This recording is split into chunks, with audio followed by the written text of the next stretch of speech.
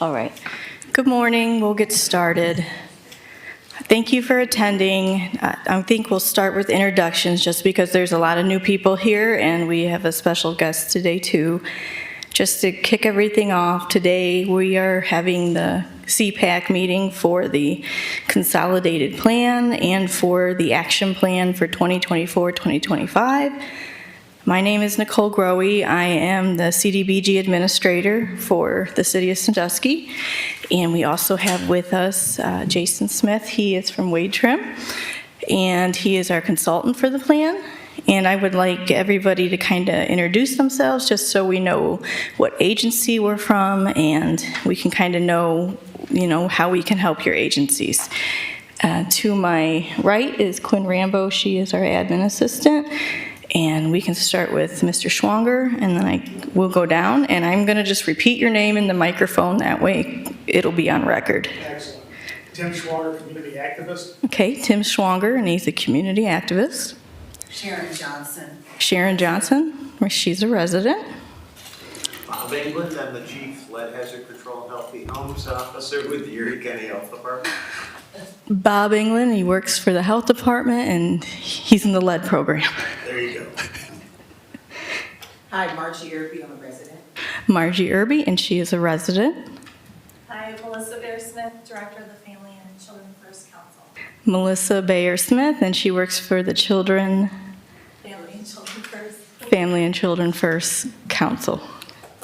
Diane Corso, the Erie County Board of Developmental Disabilities. Diane Corso, and she is with the County Board of DD. County Board of DD. Ralph Chamberlain with Erie Metropolitan Housing Authority and Erie County Senior Center, also a resident. Ralph Chamberlain, he is with the Erie Metro Housing Board and the Erie Senior Center, Erie County Senior Center. Steve Pajali, City Commissioner. Steve Pajali, he is the City Commissioner. Martha Murray, Sandusky School. Miss Martha Murray, she's with the City of Sandusky Schools. Anita Cromer, Director of Care and Share, Erie County. Anita Cromer, she's with Care and Share of Erie County. Colin Gilson, City of Sandusky. Colleen Gilson, she works with the City of Sandusky. Ryan Hodges, Firelands Habitat for Humanity. And Ryan Hodgkins, he is with Firelands Habitat for Humanity. So I am going to let Jason take it over from here. And if you have any questions, please feel free to reach out after the meeting to me, and I will try my best to help you out. Thank you, Nicole. Thanks everyone for attending today. As Nicole mentioned, my name is Jason Smith. I'm with a company called Wade Trim. We've been assisting the city of Sandusky with these 5-year consolidated plans. This is my third go-around with the city. I think my first plan I worked on for the city was in 2014.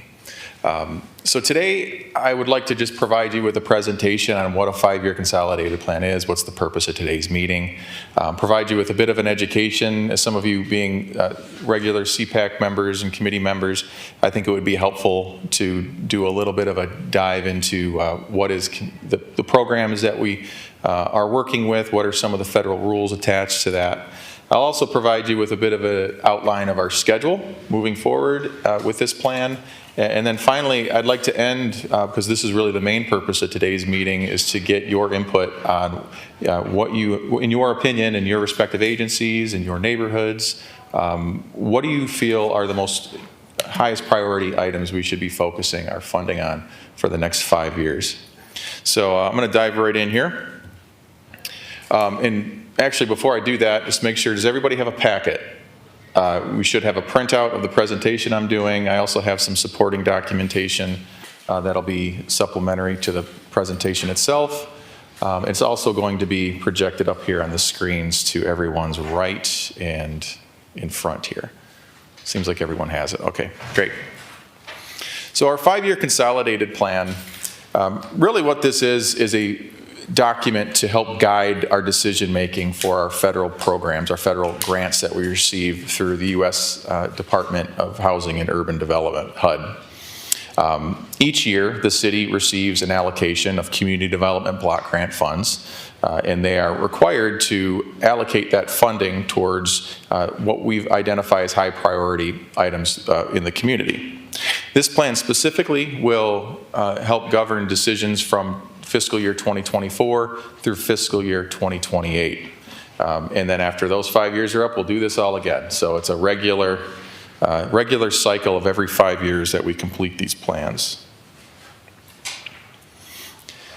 So the plan serves a number of purposes. Number one, it is a grant application. It's a requirement through HUD. We do need to submit a plan every 5 years to HUD in order to continue to receive funding.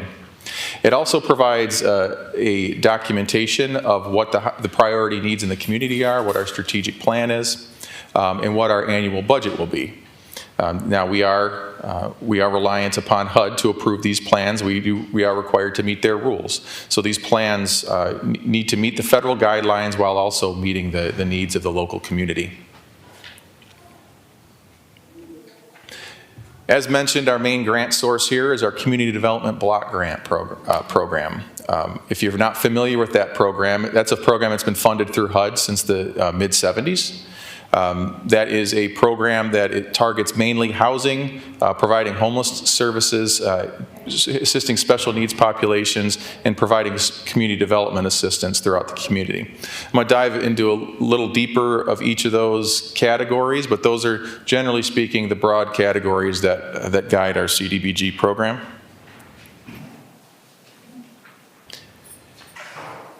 One of the difficulties of administering these grants is trying to stay within the confines of the federal rules. Anyone who's administered grants before understands that there are rules, requirements, reporting, paperwork, all of those things that we have to abide by in order to continue to receive our funding. Specifically, what types of activities can we do with this money?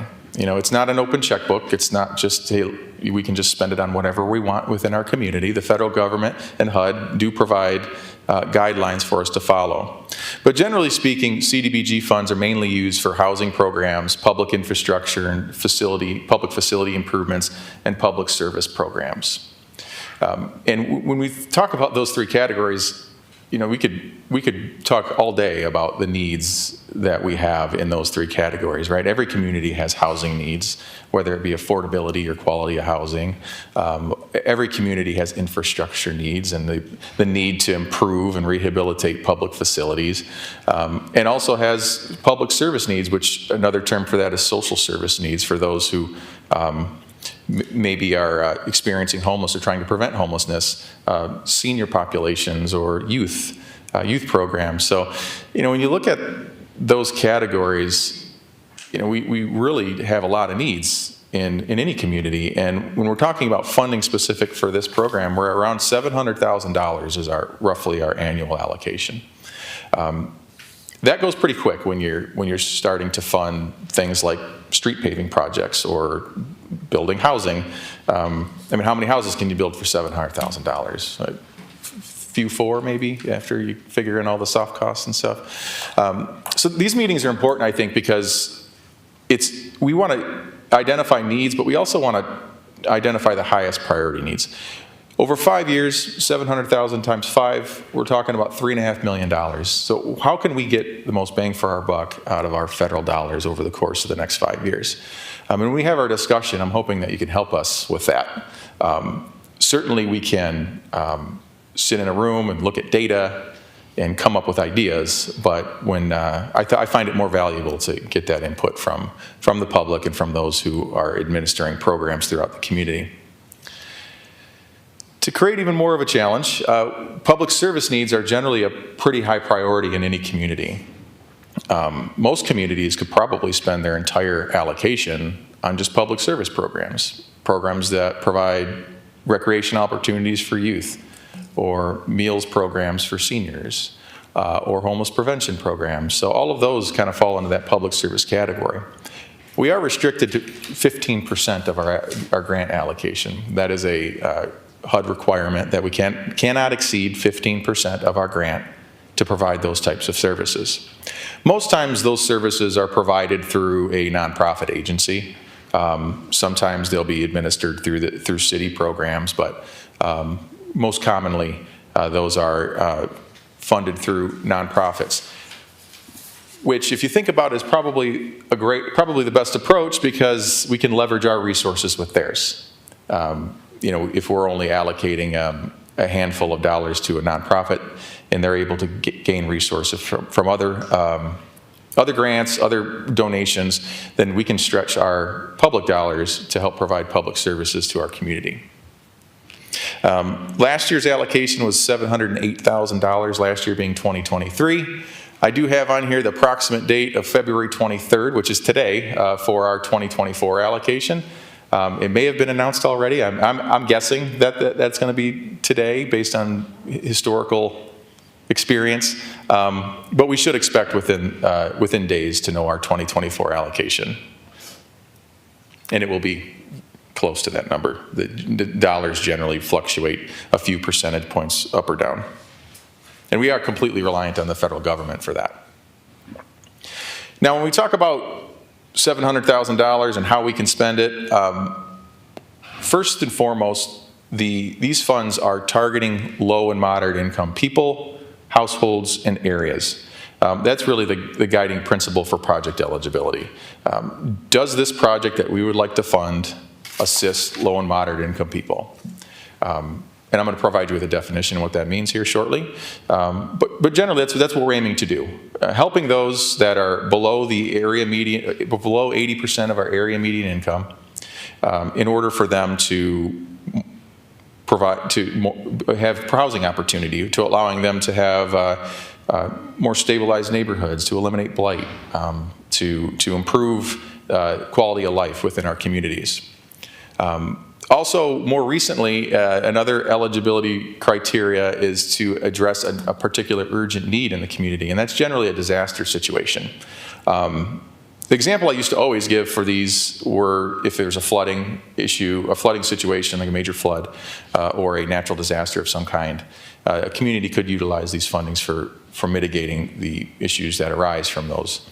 Most recently, we have seen a lot of communities utilize that criteria during the COVID pandemic, utilizing federal funds to help mitigate the problems and issues that arise from our COVID-19 pandemic. And there were additional funds from the federal government under this program to help communities to provide things like PPE or outdoor opportunities, getting people outside where in theory the virus is less prone to spread, and to provide public service programs and business assistance and rental assistance and so on. So I didn't think I'd ever use that category for project eligibility until 2020, and then things changed for us. Now, as far as low and moderate income, what does that mean? And it means something different wherever you're at in the country. I've provided you with a map, 11 by 17 map that will hopefully provide you with a bit of a visual on how we qualify areas on an area basis. So what is a low and moderate income area within the city? Now, when you're looking at the city of Sandusky, you can see that there are these gray areas and orange areas. The gray areas are areas in the city that half the people, well, less than half the people are low and moderate income. The orange areas are census block groups where more than half of the population is considered low and moderate income. And again, low and moderate income is defined by being a household with being 80% of the area median income or less. Our area median income here in Sandusky in the county is $86,600 according to the 2023 data provided by HUD. For 2023, that would mean if you're a household in the city of Sandusky, a 4-person household within the city of Sandusky, and your household income is $66,300 or less, you're considered to be a low and moderate income household by HUD's definition. So when we think about funding activities and funding projects, we generally want to fund them in areas that are considered low and moderate income, like an infrastructure project, for example, that would benefit an area. Or we can fund specific activities that fund individuals and households, which that would be that for that 4-person household, that 66,000 or less number. We do have to income qualify people for programs like that. I'll provide a little more detail on that, but this data is provided through the U.S. Department of Housing and Urban Development.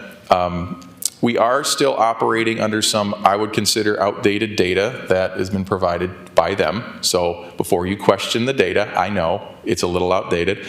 The anticipated release of the update was supposed to be the end of 2023. Obviously, that is past. So I would hope that sometime over the course of this year, we will provide some more current data. And you'll likely see those orange areas move around a little bit. Maybe not substantially, but move around a little bit. One thing I wanted to note is, when we do fund area benefit projects like infrastructure projects, we do need to benefit in low and moderate income area, which is more than half of the community. That neighborhood is considered low and moderate income.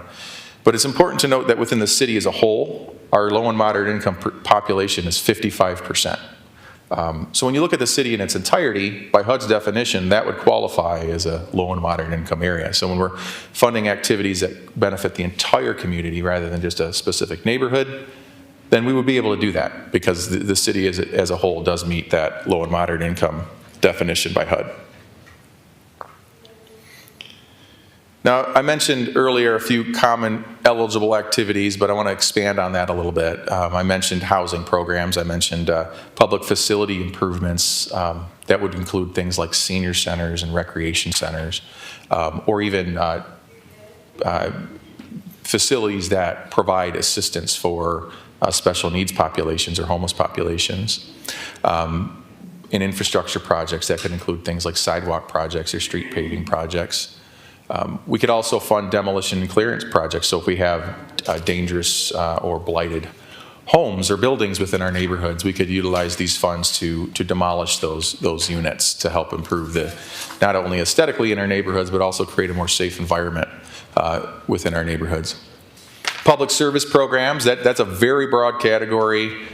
Generally speaking, the most common projects and programs that are funded under our public service umbrella are youth programs and senior programs. Those are two of the larger, are more common activities, but there are a host of others that we could fund under that public service umbrella, and namely activities that service low and moderate income populations or special needs populations. I'll provide you with, I keep saying special needs, I'll provide you with a definition of what that means here shortly. We could also fund things like home rehabilitation programs. So I heard someone here from the lead programs. We could fund activities that help abate and remove lead from single-family homes. We could fund rehabilitation programs for things like weatherization for low and moderate income households, windows, HVAC units for their homes or roofs. Also code enforcement, that's a commonly funded activity where we could fund salaries for code enforcement officers to patrol the city and identify any code issues within the community to help improve quality of life within our neighborhoods. And finally, I have listed here one of the more common activities funded are our home ownership assistance. So that could be simply put down payment assistance programs. We could also fund rental assistance programs. I'm not saying the city does all of these things. I'm saying these are the types of programs that are eligible in HUD's eyes. And now I'm going to dive into a little bit of historical context with the city and the previous 5-year plan and some of the activities that have been funded here at the city over the course of the last 5 years. So as mentioned, our 5-year plan is a guiding plan to help make decisions for our federal funds over the course of the next 5 years. These were the overarching goals that I have here on the screen that helped guide decisions over the previous 5 years. And now, those familiar with planning know that goals are big vision ideas, 30,000-foot view statements that we establish to help address particular needs in the community. So we have these goals broken up really on the main themes that I mentioned earlier: the housing theme, the homelessness theme, special needs, our community development, so on. So those HUD requirements, we try to tailor our goals to help meet those categories and HUD requirements that I identified earlier.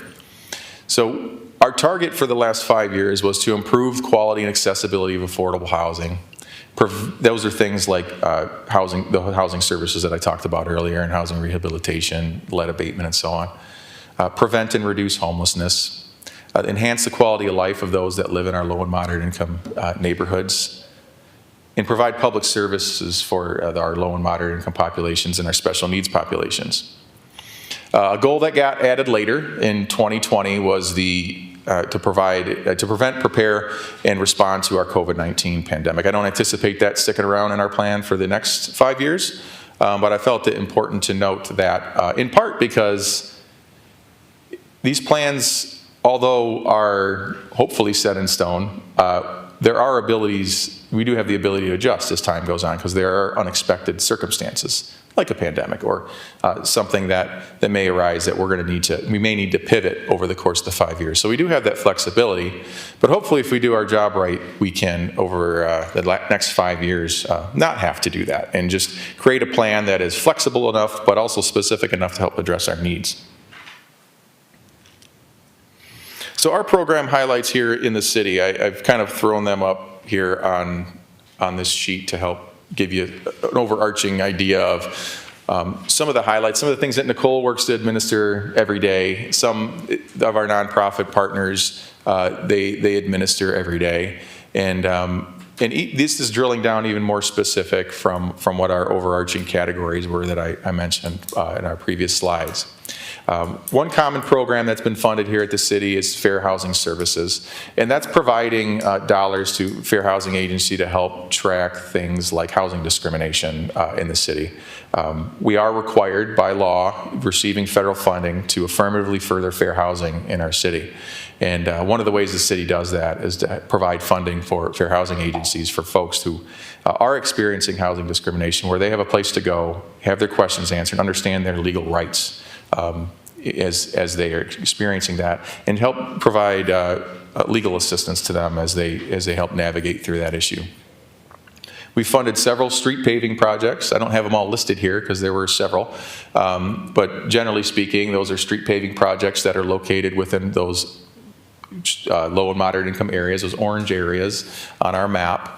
And that's helping improve street life within our neighborhoods. Code enforcement has been a commonly funded activity here in the city. Some of our public service activities, our youth recreation programming, Meals on Wheels program, our food pantry activities. So some of those activities have been funded over the course of the last 5 years, and those are mainly targeting those that are either youth or seniors. We have funded under our home rehabilitation umbrella lead-based paint removal. It's important to note that we also receive CHIP dollars here at the city, CHIP. That is funding that is funneled through the state. That is funding that is also supplemental to this. So we do here at the city have the ability to have access to both of those. The CDBG funding for the home rehab and lead paint, and also the CHIP funds. Demolition and clearance has been commonly funded. Actually, I think that's been funded quite regularly over the course of my tenure here with the city to help eliminate blighted structures in our neighborhoods. We've also provided park improvements in way of benches and drinking fountains and such at parks throughout the community. And finally, sidewalk improvements, important for any community, especially an urban community, to help maintain and improve sidewalk network throughout their community to help provide folks with a safe way to get to their destination, especially if you're a low and moderate income household. Perhaps you have a vehicle or vehicle affordability issue, so it's important to have an alternative to a car to get to and from the places that you need to. So sidewalk improvements, other important program that has been funded here at the city. So this is the part where I talk about how this is a citizen-driven plan. And what does that mean? Well, generally speaking, what I say to folks is if we don't hear from the citizens on what the needs are in the community, there's a real good chance that over the course of the 5 years, those needs won't be addressed. If we don't know that's a need, then how do we fund an activity to help address that need? So we're trying to gain input through a number of different ways. We do have a survey that's live right now. I believe you all have a QR code and on a sheet, colorful sheet that we've handed out. We also have printed versions of the survey here on the table. If you're more comfortable completing it on paper, happy to provide you that. You can hand that to us before you walk out. We'll stick around and take that from you. We'll enter that manually for you. We would also ask that you encourage others. If you're working for a particular agency that has clients that come in regularly, it'd be great to hear from them. Not everyone feels comfortable coming to meetings and speaking. So that would be a good method. We can get printed copies to you. We can send you a PDF if you'd like to print them. So we would really like to get as many responses to that survey as possible. And that's available until March 1st. So we've had it available for the last 45 days or so.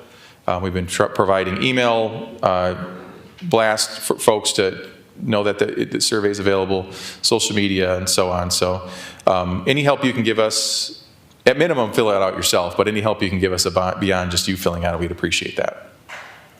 We'll also be conducting a host of several meetings. We are required through our citizen participation plan to meet both the CPAC and also with the City Commission through this process. So we'll be holding additional meetings with the City Commission to help provide them with some background on our programs, on our plan, and get input from them, and also allow the public the opportunity to speak and provide their thoughts as well. So once we collect all of our data, we get all of our input from our public, we prepare our draft plan. Our draft plan will be made available for public review. That will be made available both in printed copy and in digital version. That will be available for 30 days, and that will be available over the course, I'd say essentially over the course of the month of April into very early May. And we take any input over the course of that 30 days. We can take that in consideration into our draft plan. And then our goal would be to go to the City Commission for final approval in early May. We do have a required deadline of mid-May to have the plan completed and submitted to HUD. That would allow time for HUD to review our plan and have it approved by our fiscal year start, which is July 1. So all of the ideas that we incorporate into this 5-year plan, all of the activities that we intend to fund for our 2024 fiscal year will kick in on July 1 of this year. As Nicole mentioned, she is the primary contact for our CDBG program. She generally takes input all year long. I mean, there's not like, you don't lock the door and shut the lights off after the plan's done. So there are opportunities to contact her if you have thoughts throughout the course of the year. I've got her contact info here on our second to last slide, both phone and email. I do have some cards for myself up here too, if you're interested to talk more and have any more thoughts for me. I'm happy to entertain those as well, so feel free to take one of my cards up here by Nicole. And this is the part where I answer questions, and then we move on to comments from you all, specific to your thoughts and ideas. And if you had $700,000 a year over the next 5 years, how would you spend it? That's really the question that I'd like you to answer. So I normally would have a flip chart and kind of jot down your ideas, but the way the room's set up, I think I'm just going to do it on a Word document on the screen and have it thrown up here, right? Saves paper, saves me the time from actually having to type it all out once we're done. And I think it would be easier to see too. As I get your comments, I'm going to do... Have them come up here. Yeah, It'll be easier. if you could come up to the microphone, because I guess we're recording all of this. Yeah, if you guys want to come up here. So first questions, and then we can get into discussion. Feel free to adjust it however you want. Hi, Jason. Hello. My name's Anita. I'm with the Care and Share, and we provide emergency and supplemental food and clothing housewares for people in the community for Erie County. Our primary service area is Sandusky, the city of Sandusky. A couple questions. When you mentioned the housing rehabilitation, is that available to people that have rentals, or is that for owners only? Yeah, so I can tell you what the HUD rules are, and then I'll turn to Nicole and say, how do you have your program framed? So generally speaking, federal funds are able to fund both rental and homeowner housing assistance, whether it be rehabilitation-led or financial assistance. But each community has will have a different program, their own Gotcha. program, and how they structure it. So, Nicole, do you want to talk a little bit about what you've done in the past? What specifically are you looking for? Can you? Well, I'm just thinking of someone that has rentals, and the rentals that they have are a bit used and abused, and they need remediation. So I was wondering, are they able to apply for that kind of grant if they're within the blocks that are identified? Yeah, we typically work with the health department on a lot of these things, so I'm going to ask Bob to step up and kind of go over what the health department does. Thank you, Bob. Well, I'm trying to understand the question. I guess the question is related to, If someone has a rental right. property that they need to remediate, are these funds available? What kind of work can you do on a rental? Well, I can tell you the funds that we have that come through HUD, we have defined that we're going to try and do 50% rentals, 50% homeowner occupied. But the funds that we have through the Ohio Department of Health are more flexible. We can target projects that with an elevated blood level, that's a historic home. We can target homes that don't have an occupant, but they're obviously a hazard to the community. So we have a lot more flexibility than we used to have, but our big grant does define it a little more clearly what we can and cannot do. So that may be a better avenue than the CDBG.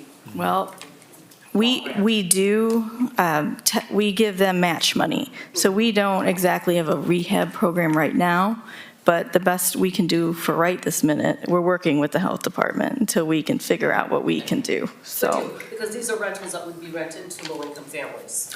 Perfect. Yeah, so that was my, I guess, the best advice. That is the main stipulation in the contract.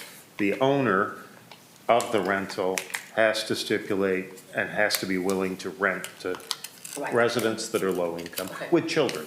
Yes. Okay.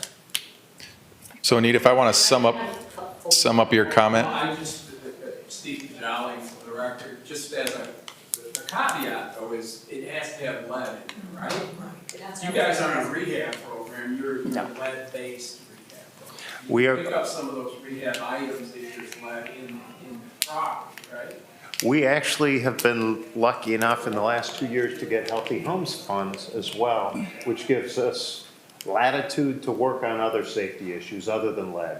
But lead, anytime you have HUD dollars involved, they want you to confirm what the conditions of their lead are first before you move on to those other items.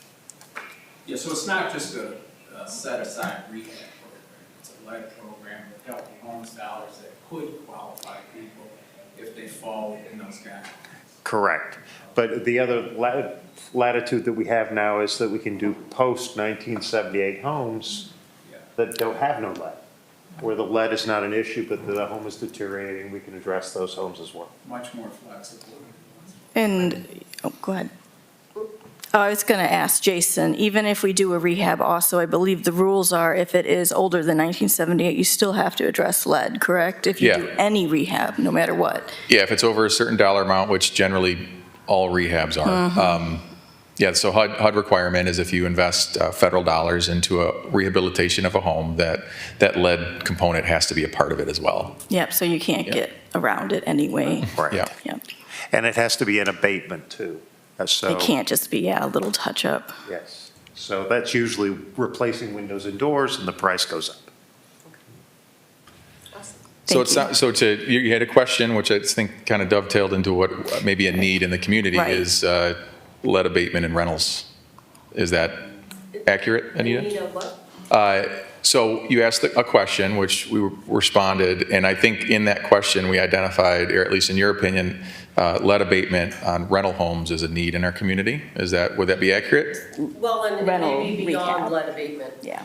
I'm saying that there are, I don't know if the house has lead in it or Yeah. not, but I'm saying that there are houses that need assistance and help in Got it. improving their living conditions, so that they can continue to be rentals for families that they could afford it. Understood, So okay. rental rehabilitation. Rental rehab, Yes, yeah. Rehabilitation. Going forward. And I do have a couple questions, so I'll just get mine out of the way if you Oh, don't no, mind. go ahead. Sorry. Sorry. Thank Don't you, mean to Bob. talk. Question on my question. Yes. Yeah. Yes. That was good, wasn't it? So you talk about general, you're talking about just going to rehab a unit that's in poor condition, not related to lead base. Potentially, yes. Yeah, so can I give an area, maybe MacArthur Park, there's some units there that just need to be rehabbed. We see, And that's different than what she's asking. He's asked, the health is doing the lead, but you're saying just general rehab. Yes, but he's saying that they have some other funds for healthy homes that potentially can help with this rehab. General rehab, but you still have to do the lead basement requirement, lead basement Well, it's good. requirement also. We start with that, and hopefully we don't deplete all our funds with that. And if we have funds left over, we can address the other safety hazards in the home. But, you know, in some cases, it's not worth doing the work if there are structural issues with the home that are gonna impact the quality of the work in the end. So if there's a hole in the roof, there's a leak in the attic, why would you spend money inside the house until you fix the roof? Okay, so if there's money left over, Right. then you can use that for general rehab. Or there are other sources for funds So- that could be brought up. so the CDBG funds that we're talking about for this meeting, I cannot use the rehab funds without looking at the lead, is what I was trying to say. It automatically triggers it. You can't Right. get around it. Is there a cap on, did you say there was if you spend a certain Right. amount on rehab, it kicks in the lead requirement? Yes. Or is it if you spend, what is that? I believe it's 5,000 if I remember right. So, yeah, you can do very little projects, and that's it. Sorry, I didn't- No, you're fine. That's good. It's all Yeah. good. So if it's less than 5,000, you can't do some rehab work. Well, you can, but you'd have to do a As full long as lead there's no lead. abatement too. So it has to There's be if you fund less a than rehab program. 1978, yeah. I got what you were saying. I was Yeah. saying. Got it. Thank you. You're welcome. You had another question, or is it? Yes, I do okay. have several. You referred to CHIP, and I'm not familiar with CHIP. Yeah, that's you receive those funds kind of funneled through the county, right? And those are funds that are, I don't believe, administered here at the city. You use a nonprofit It's organization. through Great to- Lakes Action Commission. Yeah. And those dollars are used for home rehab activities, right? Yes, So separate from CDBG, that's a different pool of money. right. And it's not a large amount, and I believe the wait list is pretty long on that, but the county pools their money in it too. Okay. So you can contact Great Lakes if you have a client that needs that kind of Yes. funds. Okay, so it's not really a grant that you apply for or anything? It is a grant. Oh, you, Yeah, you can apply for it through Great Lakes. oh, okay. All right, great. I'll look into that. As far as the survey, I know that we were very successful in offering the survey on iPads. And I would be happy at Karen Share to have iPads because my folks are all in the area, to be able to take that survey. Paper would not be as successful. I do have a kiosk from the health department that could be utilized if they would allow it. I don't know if that could be worked together, that people could take the survey on that kiosk. So there's things that we can do to help with getting more input from the local folks, if you would like. Okay, I'll talk to them Okay. later. The one thing in this, I don't know if this is the right forum to ask a question. We had applied for CDBG, and when I saw my scoring sheets, they were very disparate. So when I say disparate, if we had point A, how many points did Karen Share get for that point, for that topic A? You know, one person gave me a 0 and another one gave me 100. So is there an opportunity ever to help explain your project so that the people that are rating it or scoring it are fully informed on what the project is, if they need questions answered? So we usually try to have a range of people score it, and again, it's subjective, so I don't see why you couldn't respond to that, but usually we just go off of what they put. Okay, well, and I would think that there's something, a gap there, if I've got a 0 and 100 on the same Right. item, that maybe we want to consider having an opportunity to address. And that's something we can talk about Yeah, internally not a too. problem. Thank you. Awesome. Thank And you very Nicole, much. your application process, is that done annually or every 2 years? It's annually, and she's discussing, there's actually a matrix of things that applicants are rated on. There's a point system. So, So- and we can definitely talk about that and see what we can do. And I do have one more, I'm sorry. No, you're fine. We're expanding our scope a bit, and we're working with a lot of the homeless folks, and so far, fortunately, I've been able to place 4 people in long-term living, and I have maybe another 2. My challenge is the interim time period when we're waiting or on a waiting list. So my question is, and I'm sure you can say yes to this, but don't know if it'll get passed, I understand that.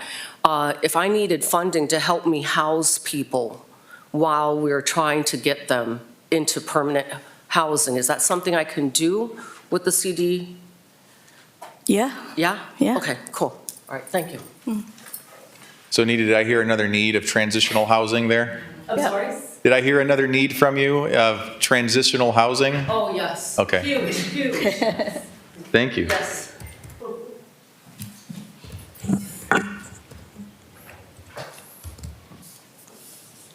I recognize you. I think you've been a part of our last Yes, several I'm a plans. member of CDBG, and I have an unusual request here, mainly for you. I think Nicole is aware of this, but the city can't seem to solve this problem. I'm a board member of the Housing Appeals Committee, Okay. and we hear code violations that come before us. And usually we haven't had too much of a problem with getting people to fix up their homes. But this year, and because the way the country is, almost like in a recession, we're hearing some hardship cases. And what I mean about hardship cases is, and I'll have to tell you the background. They come to us and tell us that they don't have money to fix up their homes, their homeowners. And so I suggested to the city a little while ago to peel off some of that HAB grant to maybe about $50,000, put it on the side there for code violations for the year. And we spent, last year was a pilot program, and we spent $30,000 of that $50,000 for city grants to help people match the grant to fix up their home. And that's working out, I think. This year, they're only allocating $30,000, but we can go up to $50,000 if we have to.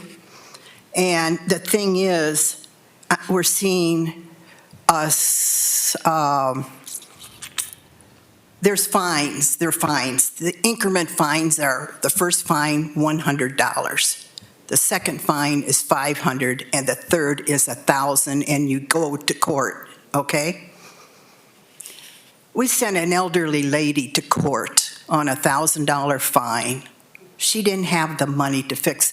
It was just peeling paint on a window, some windows, okay?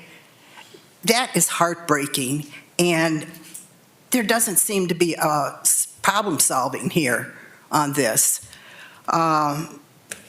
I guess from what I understand is you just can't give away money, you have to match it. But then we're in this dilemma because this one woman came before us and we waived the $500 grant.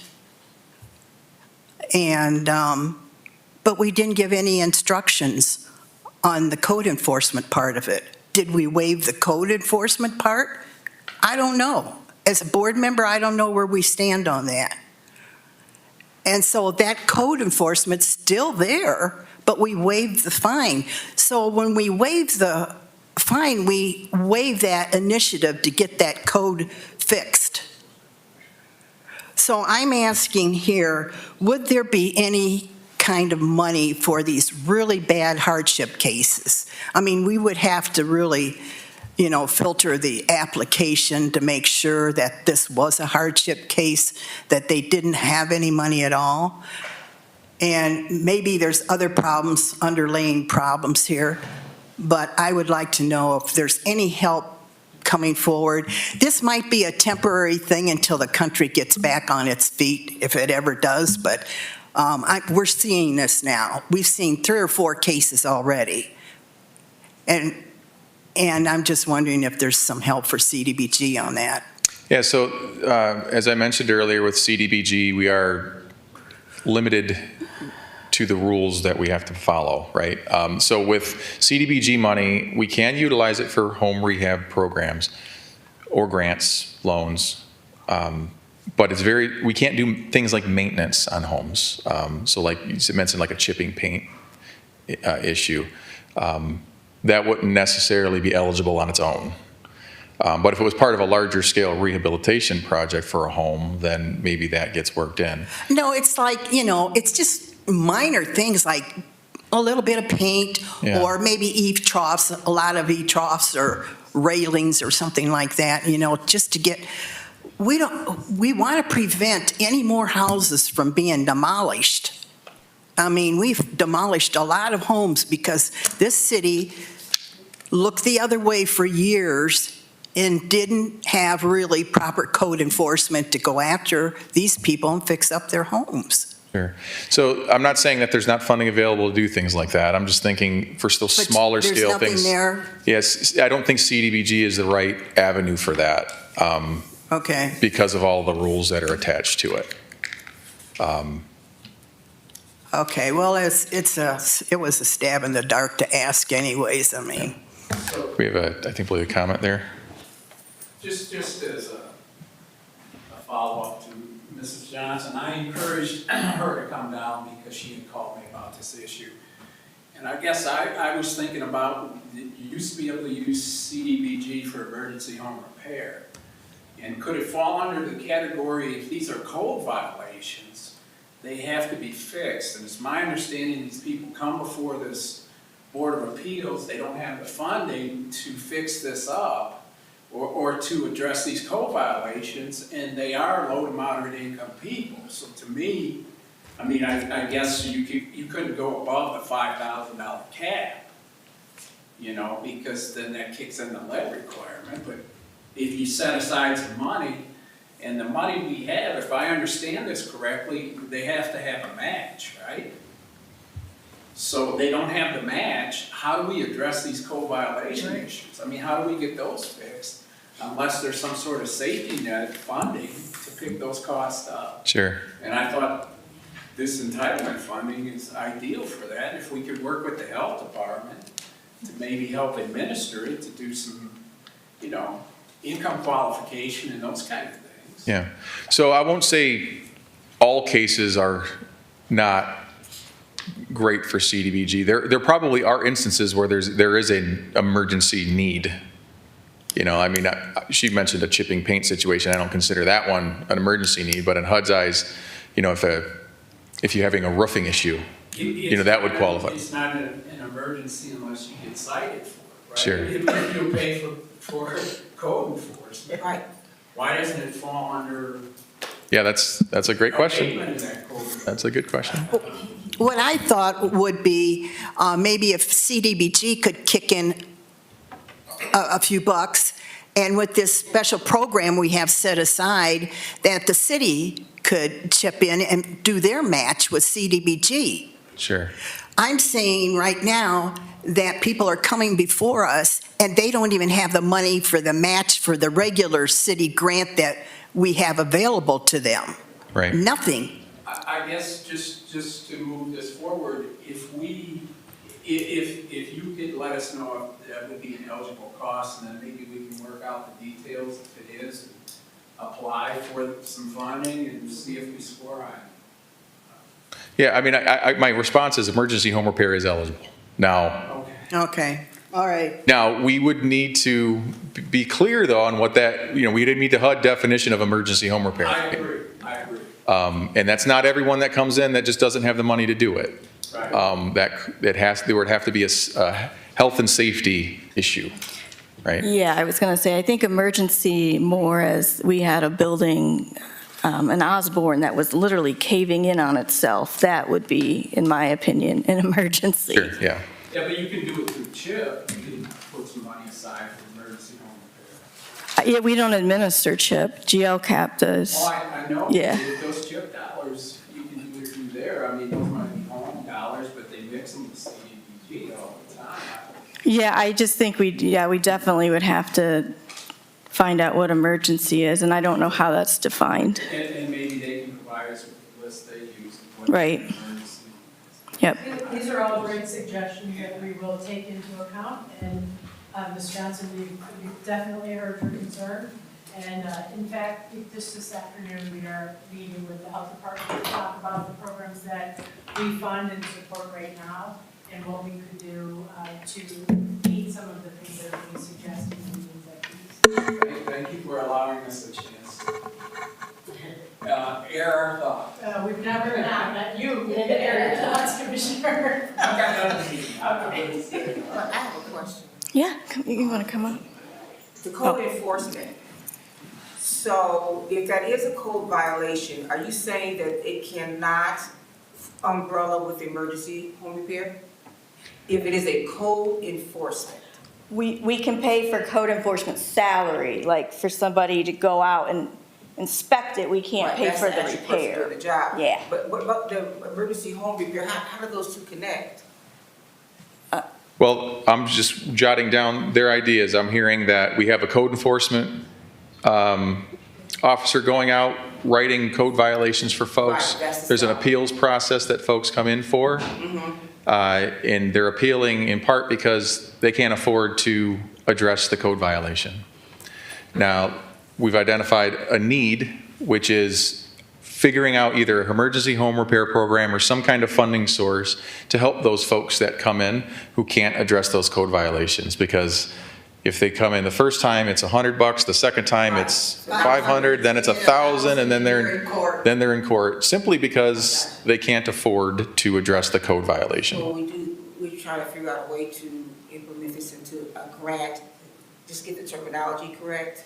Right, I think that the comment was that we'd like to look into a grant program or a funding source to help those folks that come in, whether it be through CDBG or another source, to help address those code violations for folks that can't afford to address it. Am I on? You're on. Okay, Tim Schwanger. So are we in a mix right now of ideas, concerns, and questions? Sounds that way, yeah. Okay, I mean, I thought we were going to ask questions first, but. Yep, I think that just for time purposes, we might as well just have a chat. Okay, so I'm going to start with questions. So you mentioned before a 15% cap on nonprofits, like Meals on Wheels? Yeah, so 15%. social service, public service programs, yep, So that's right. 15% of the total amount can go to 5 or 6 different agencies. Correct. Total. Okay. Right. On lead abatement, our program, we don't administer that, right? Our lead abatement currently, is that through the county? It's through the health department. Through the health department, okay. Are we making sure that we are using our portion of lead abatement for lead abatement and not demolition of houses? Absolutely. Okay, because I'm sorry, I was under the impression that we were also using that to demolish houses that had lead in them. No. CDBG funds for rent and utilities, is that through CAC? No, we don't pay for utility. We did have a rent and mortgage supplement program. That was through COVID dollars, and that program is over. That was $150,000, and that was, I believe, last program year. Okay, is CAC received? The CAC received that, yeah, that program ended, though. Oh, that's done, okay. Yeah. But you're planning on continuing that in 2024, maybe? No, not yet, no. It would be capped. See, with the COVID dollars, we were not capped with the public services. Now we are again, so they would not be able to receive $150,000. That would be way over our cap. Okay. Everything that's been discussed here from everybody else and what I have here, the problem is getting the word out to people, to the community. On the services that are available to them? Yeah, I don't know how to fix that. I do know one thing, that going by an online survey only is not the way to go, because even though 90% of Sandusky residents have a computer, how many really take the time to go to the City of Sandusky's website? They're watching TikTok or, Instagram on their computers. They're not coming to the City of Sandusky's website to see what kind of funding is available for them. So the word needs to get out somehow, whether it be Nicole going on the Sandusky registers between the lines, which is through the newspaper. I do know they advertised for this meeting. We talked earlier before the meeting that it goes to the legal section of the newspaper. I don't read the legals. Most people don't. It probably needs to be some kind of a regular, if you're paying for a legal ad in the paper, you might as well pay for a regular ad in the paper, page 3, about this meeting. You have to give the residents every opportunity available to come to a meeting like this. And I think that's part of the problem, that we're not getting much of a turnout here from the regular citizens. Sure. Again, I'm going to say more money for utilities and rent and housing rehab. I do believe that, and Nicole can correct me, for 2023, City Commission did transfer $100,000 from CDBG to the Housing Beautification and Development Fund. No, that's Okay. incorrect. That wasn't Okay, what was- CDBG funds. Okay, straighten me out. I'm not sure. I don't know. Okay. Not from CDBG. For HAB, 100,000. Ms. Gilson might know, but it was not CDBG funds. Okay, thank you. I'll give you an example, another example about people not being informed about this meeting is, this meeting didn't even make the city's calendar on the website. Again, I don't know how many people, I pay attention, but the average citizen probably doesn't. Running the paper, utilities. Oh, the map of the funding eligibility. I know that up until maybe a few years ago, the only portion of town that was not eligible was the west end. And I see now with the new map that there are other little pockets. I guess my question is, I think you might have touched on it, that's going to be updated here this year. It should have been in 2023. In theory, yeah. I would hope it would be In theory. updated very soon and that's data that the census and HUD work together and they provide us with that data. And listen, a lot of people think that I'm anti-downtown, and I'm not, but I question, there's been $300 million worth of investment in downtown in the last 5 years. I really don't see a lot of low to middle, moderate income people living in downtown Sandusky. So I don't know if that's, and I don't know where this median income of $68,000 or $86,000 come from, but I can tell you that those are really old figures. I mean, we've hit really old. You can look online yourself and look at that every year. It's updated. If you just Google HUD income limits, and you can drill down to Erie County, and it'll provide you with the updated annual income limits, low and moderate income limits for different household sizes. So the number I gave you was based on a 4-person household. But that changes depending on if you're 1 person or 8 person. It kind of fluctuates depending on how big your house is. But that data is provided annually and updated annually. So the stuff I'm providing you is as of 23. Okay, Yeah. but you said Erie County, but it is just for Sandusky though? These figures are just based on Sandusky? No, those figures are provided at the county level. Oh, okay. All right, gotcha. Thank you. Yep.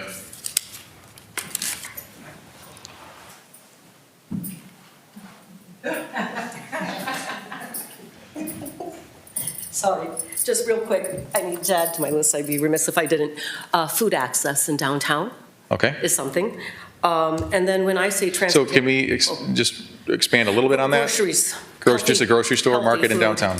Yeah. Got it. Just because the next one is transportation. We're blessed to have the City of Sandusky Transit, but that when I say transportation issues, funding for people to repair their personal cars, to be able to keep their jobs, to get their kids to childcare, all of that. So having healthy access to food,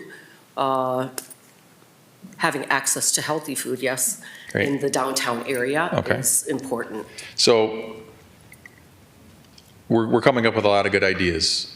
And these are great, we're inputting them, but I can tell you that some of these ideas, like food access in downtown and transportation affordability, like fixing people's cars, these are not going to be things that will be funded through CDBG. Right. I can tell you that. They just don't meet HUD guidelines. Now, food programs, food pantries, things like that are certainly eligible. Transportation programs like, like things like dial-a-ride, like taking seniors to and from appointments that they have, or pharmacy, those types of programs are eligible. So are you thinking like those types of things are needs as well, or is it strictly, that in the downtown we need to help promote, maybe through an economic development engine somehow help bring in a market or grocery, and then identify some type of programs to help people with transportation repairs and things? Well, I think that they're working on trying to bring some viable food program in here, but I didn't know if CDBG, I can't ever say it right. Yeah, I think he's trying to identify what can we do with the CDBG program to help bring that to fruition. Right, So. right. So if there's something that way. With the transportation, I guess, and it would be something like an agency maybe writing a grant saying that they would be utilizing some of the funding, whether it's, I said, like for transitional housing for homeless or for car repair to get people back on track. Maybe it's looking at it that way from the CDBG. CDBG, yeah. Great, well, thanks. So it's not, we have the transit system, like I said, we're blessed to have that, but it's people being able to address their own issues of, I have a broken car, now I can't make it to my job, that consistency, or I can't drive out to Perkins Township to get my groceries. Sure. That kind of stuff. Understood. Great. So, Thank you.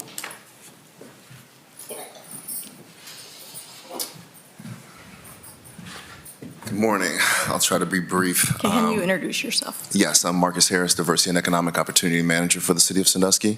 My questions are in regard to perhaps a separate category of CDBG, which would be micro enterprise support. So that falls outside of your public service caps, 15% caps that's in the economic development section? Correct. Okay. So looking in terms of program development on the horizon, looking at working, micro enterprise support would be a business that is 5 people and under, in which the owner is an actual employee of the business. Right. And so looking at developing programs for technical assistance, which would require credential training, entrepreneurship credentials, QuickBooks or accounting credentials, and then teaming that and partnering that with your financial institutions to do some discussions about lending, money management and such. And then hypothetically, after you would have participants go through a program like that, could there be a grant or an incentive on the other side for the individuals, say if they competed in, say, like a pitch contest or something like that? Would that be a program that would be eligible for micro enterprise support underneath CDBG? Yeah, so the first 75% of that sounds tailor-made for a micro enterprise assistance program that would be eligible with CDBG money. But you mentioned a pitch program. I never want to just immediately say no. I guess it would depend on, we would have to know more specifics on the program on whether that's eligible or not. Because certainly we can provide all that upfront assistance in education for those looking to start a small business who are already a small business. But when it gets beyond that, it just really depends on specifically the program and whether or not that would fit within the HUD rules and guidelines. Like we can fund things like facade improvement programs for the building that they have. We can fund things like training for staff. But we're not going to be able to invest money in the business itself. Okay. So I guess the first portion of that you mentioned sounds eligible to me. Sounds like definitely if that's a need, plug that in. But beyond that, it would just really depend on the program specifically and whether or not that would meet criteria. And the last question would be, so if I'm not mistaken from the guidelines, it looked as if any type of services such as childcare, transportation, counseling, peer support that would be provided through micro business enterprise is not subject to the cap on public services. That's right. So if you have participants that are going through this program and they encounter any barriers along the way, assistance or support to help them finish the program would not be subject to the caps, so it would be part of the micro-business assistance. As long as it's part of that micro enterprise assistance umbrella, that would not fall under our public service cap. And I'm sorry, I thought I said last question, but my thoughts just dinged another. And if you looked at potential participants of a hypothetical program, they would have to either A, reside in those CDBG eligible areas, or their business would exist in those CDBG eligible areas? Yeah, so generally the business needs to, well, if it's a micro enterprise, they would need to reside within a low and moderate income area of the city. Well, let me just expand on that a little bit. Not just reside in, but the service they provide is servicing the low and moderate income neighborhood. Or the business owner themselves would need to be considered low and moderate income. Okay, thank you. Yep, you got it.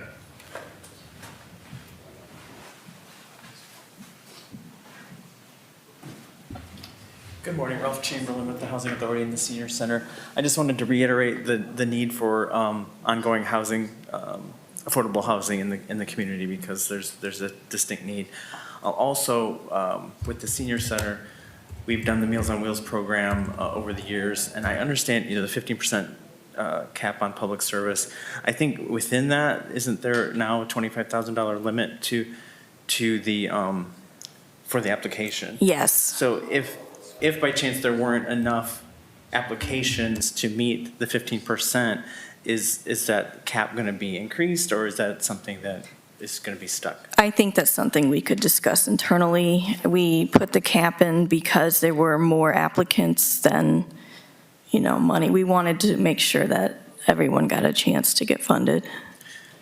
Okay. If possible. But if there are not enough applications. If there's not enough, I'm sure that's something we could look into. Okay, but the 15% is going to be met, like, that can't be moved to a different category? No, that is a HUD rule. Yeah, that's a hard rule, yeah. So I think the question you asked is, we're allowed to fund up to 15%. Right. We're not required to spend 15%. And we capped it, our 25,000 as our hard cap on our public service applications. Yeah. Because you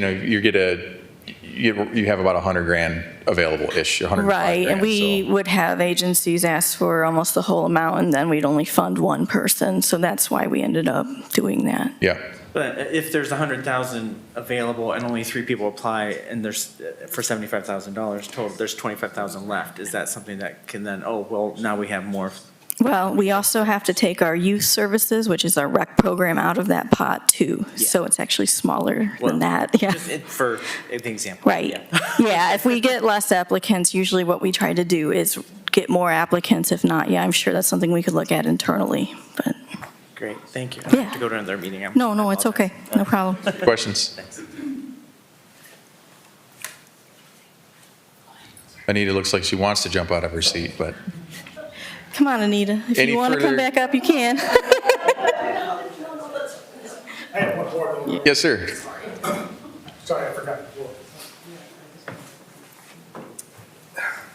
So a couple of us are looking into forming a group that would help with exterior improvements, like like lead abatement, if the windows are lead or whatever. But we're not a 501c3. Can we partner you could with another group that is a 501c3 and say, hey, if you're not going to use this $2,000 right here, can we have it for, to purchase paint or, we're not going to be on a payroll system. It's going to be volunteers. Yeah. So, so the applicant, so whoever's applying to the city for the funding has to be the 501c3. If they choose to use volunteers to carry out that service, that's fine. Okay. Thank you. Appreciate it.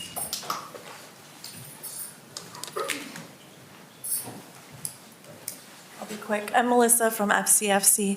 I have a couple questions. One, if an organization has a couple of different programs that fit underneath the priorities, can you submit more than one application, and have they ever been funded more than one? Yep. Okay.